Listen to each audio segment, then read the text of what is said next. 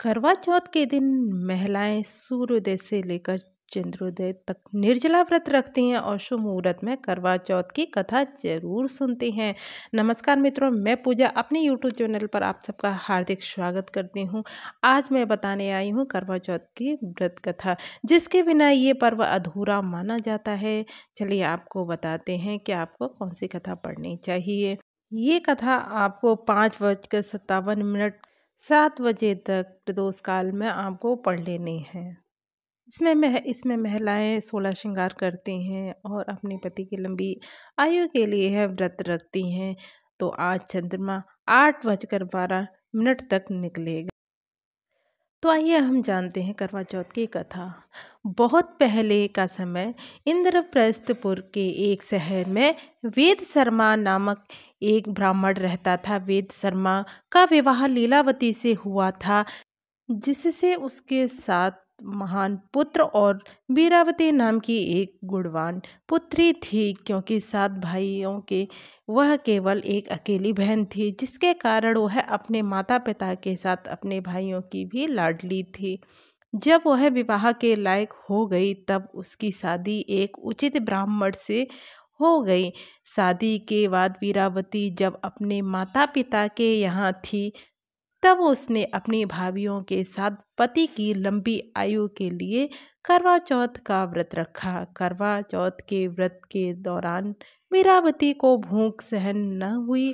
वह कमजोरी के कारण वह मूर्छित होकर जमीन पर गिर गई। सभी भाइयों से उनकी प्यारी बहन का निंदनीय स्थिति सहन नहीं हो पाई।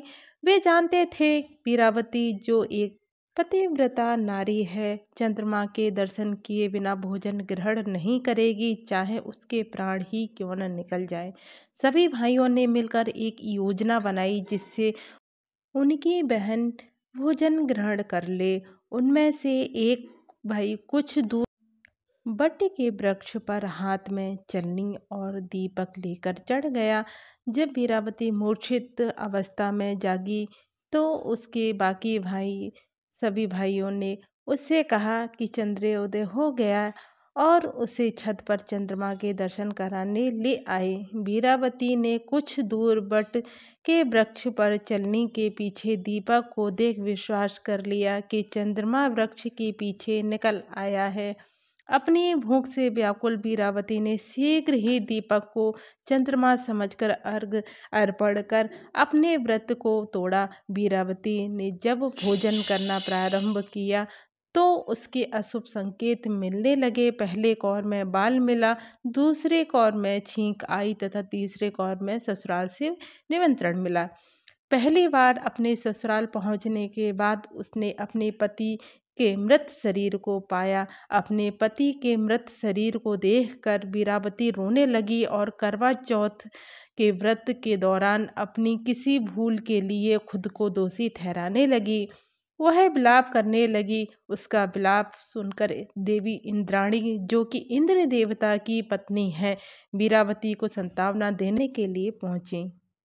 वीरावती ने देवी इंद्राणी से पूछा कि करवा चौथ के दिन ही उसके पति की मृत्यु क्यों हुई और अपने पति को जीवित करने के लिए वह देवी इंद्राणी से विनती करने लगी। वीरावती का दुख देखकर देवी इंद्राणी ने उससे कहा कि उसने चंद्रमा को अर्घ अर्पण किए बिना ही व्रत तोड़ा था, जिसके कारण उसके पति की असामयिक मृत्यु हो गई। देवी इंद्राणी ने वीरावती को करवा चौथ के व्रत के साथ साथ पूरे साल के हर माह की चौथ का व्रत करने की सलाह दी और उसे आश्वासित किया कि ऐसा करने से उसका पति जीवित लौट आएगा।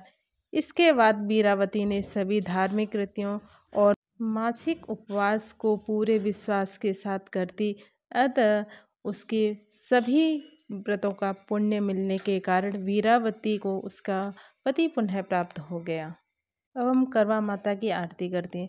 ओम जय करवा मैया, मैया जय करवा मैया, जो व्रत करे तुम्हारा पार करो नैया। ओम जय करवा मैया। सब जग की हो माता तुम हो रुद्राणी मैया तुम हो रुद्राणी। यस तुम्हारा गावत जग के सब प्राणी। ओम जय करवा मैया। कार्तिक कृष्ण चतुर्थी जो नारी व्रत करती दीर्घपति होवे सुख सारे हरती। ओम जय करवा मैया।